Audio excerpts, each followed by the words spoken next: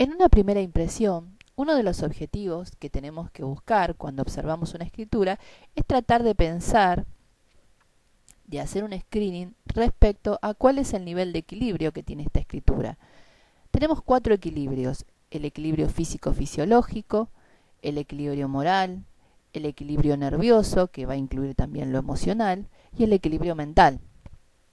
Cada uno de estos 4 sectores genera, digamos, una determinada tendencia a o no a la estabilidad en las funciones que involucra. Por ejemplo, el equilibrio físico-fisiológico en la escritura se va a determinar por la calidad de la presión, la ausencia de rasgos grafopatológicos tales como los empastados, los brisados, los temblores, las torsiones. El equilibrio nervioso en la estabilidad y la regularidad y la continuidad que tenga la onda gráfica.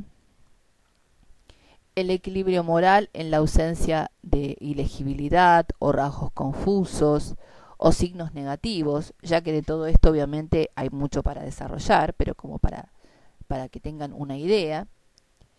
Y el equilibrio mental va a tener que ver con los factores cognitivos, la claridad de juicio, el tipo de razonamiento, el nivel de inteligencia, la capacidad de análisis, la claridad en la percepción que la persona tenga de su entorno.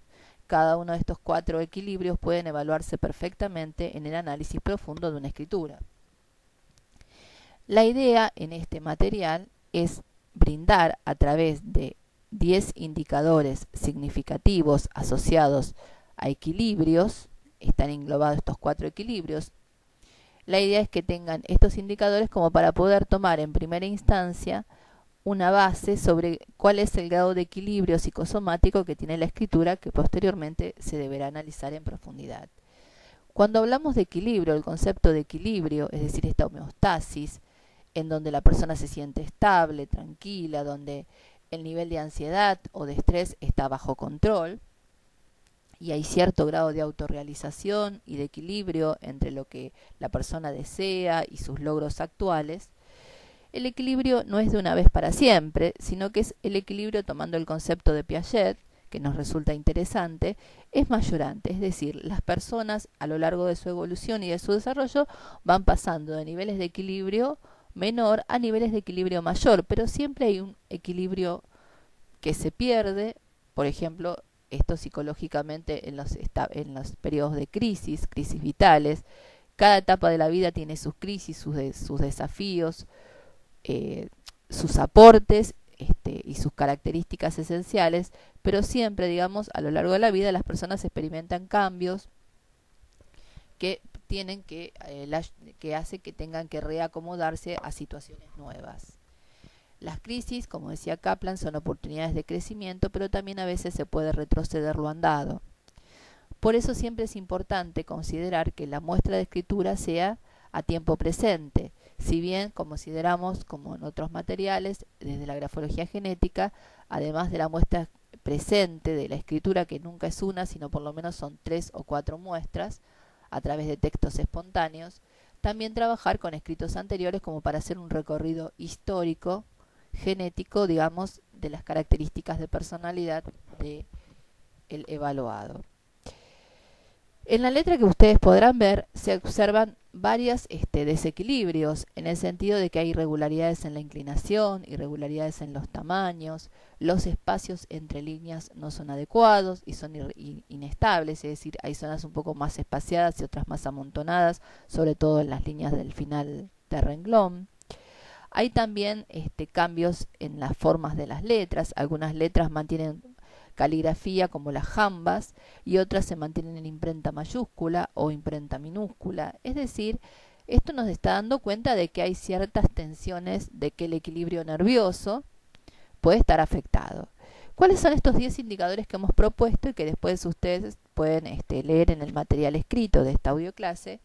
Los 10 ítems que hemos propuesto para determinar el nivel de base de equilibrio de la personalidad son los siguientes: la legibilidad, el orden, la buena presión, la buena tensión, la tendencia vertical o moderadamente inclinada hacia la derecha de la escritura, el equilibrio de progresión, un buen nivel de soltura y calidad de ejecución en cada una de las letras.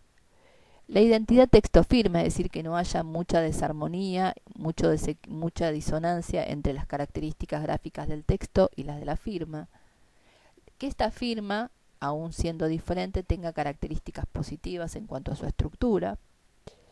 Que haya un equilibrio entre los elementos curvos y angulosos. Sabemos que la escritura se compone de ambos movimientos, pero a veces podemos encontrarnos con escrituras con excesos de curva que no tienen casi ángulos, o por lo contrario excesos de ángulos sin curvas. Es bueno que ambos estén presentes y en donde es esperable.